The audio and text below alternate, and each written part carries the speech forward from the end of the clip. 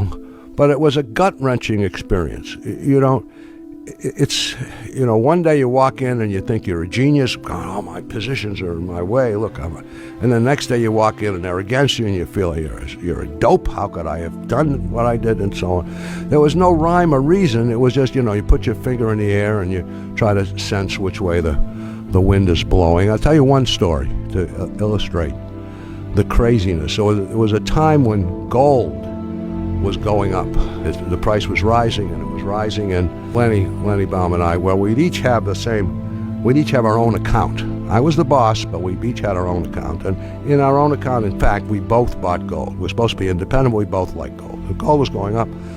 It started at $200 and $300 and $400, $500. It got to $500, and I said, this is a very high price. I'm getting out. And I sold my half. But Lenny, I think you should. No, you don't know how high this is going to go. You can't. This is going to go very, very high. I said, okay. So he stayed. It was $600. It was $700. It was $800. It got to $800. That day, I happened to be talking to a friend of mine on the phone who was a stockbroker, and in fact, he was my stockbroker. I said, "How are things, Dick?" And he said, "Oh well, they're fine. This morning, my wife Lucy came into my closet and cleaned out all of my old tie clasps and cufflinks and went downtown to sell them."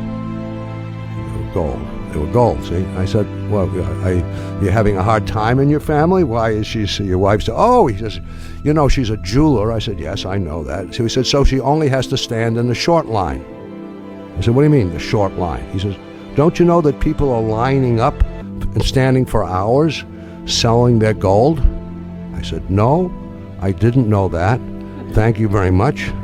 And I got Lenny in the office, and I put the phone up to his ear, and I said, "Lenny, sell the gold." In fact, and he said, No. I said, "Lenny, I'm the boss. Sell the blankety blank gold." He said, all right. So he sold the gold.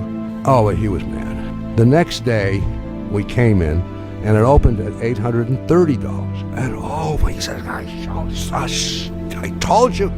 By the end of that day, it had dropped 25%. It was down to $600 all in one day, and it never, of course, went back up.